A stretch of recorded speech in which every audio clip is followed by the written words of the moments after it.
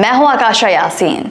आज हम पाकिस्तान की बका के उस सबसे अहम सतून पर बात करेंगे जिसे अक्सर सियासी शोर शराबे में फरामोश कर दिया जाता है। पाकिस्तान को इस वक्त दहशतगर्दी के जिस इफरियत का सामना है, इससे निपटने के लिए सिर्फ फौजी ऑपरेशन काफी नहीं बल्कि एक मुकम्मल और गैर मुतज़लज़ल कौमी यकजहती नागुज़ीर हो चुकी। हमें अपने दुश्मन को पहचानना होगा। हमारे सामने दो वाज़ेह दुश्मन हैं, एक फितनतुल ख़वारिज यानी वो दहशतगर्द अनासिर जो मजहब के नाम पर इस्तेमाल करके रियासत और अवाम के खून से खेलते हैं, तो दूसरी जानिब फितनतुल हिंदुस्तान यानी हमारा वो अज़ली दुश्मन जो हमारी जड़ों को खोखला करने के लिए उन दहशतगर्दों की पुष्टपनाही करता है। ये दोनों अनासिर सिर्फ रियासत के नहीं बल्कि एक आम पाकिस्तानी के अमन, उसकी तरक्की, उसके बच्चों के मुस्तकबिल के दुश्मन हैं।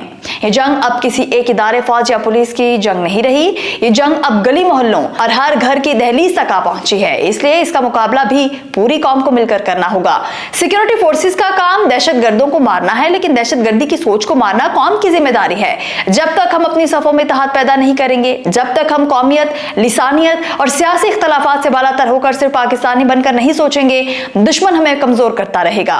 नेशनल एक्शन प्लान सिर्फ एक कागजी दस्तावेज नहीं बल्कि यह हमारी बका का रोड मैप है। इस पर मौसर अमल दरामद इस वक्त मुमकिन है जब हुकूमत, इंतजामिया और अवाम एक पेज पर हों। नाज़रीन, गुड गवर्नेंस का तकाजा यह है कि दहशतगर्दी की ऑक्सीजन बंद की जाए। और ये ऑक्सीजन क्या है? ये स्मगलिंग, ये है हुंडी हवाला का कारोबार और ये है दहशतगर्दों की माली मुआवनत। रियासत ने अब तहिया कर लिया है कि इन रियासतों को बंद करना है और इसमें अवाम को भी आंखें खुली रखना होंगी।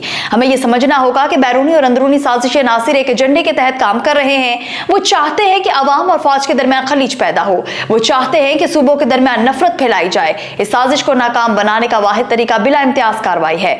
चाहे कोई दहशतगर्द पहाड़ों में हो या शहरों में छुपा हो, कानून की गिरफ्त सब पर यकसां होनी चाहिए। सिक्योरिटी फोर्सेस, पाक फौज और पुलिस के जवान रोजाना की बुनियाद पर अपनी जानों का नजराना पेश कर रहे हैं। उनकी कुर्बानियां इस बात की गवाही है कि वो मुल्क दुश्मन कुव्वतों को शिकस्त देने के लिए पुरअज़्म है। लेकिन एक सिपाही का मोराल तब बुलंद होता है जब उसे पता चले कि उसके पीछे 24 करोड़ अवाम खड़े हैं।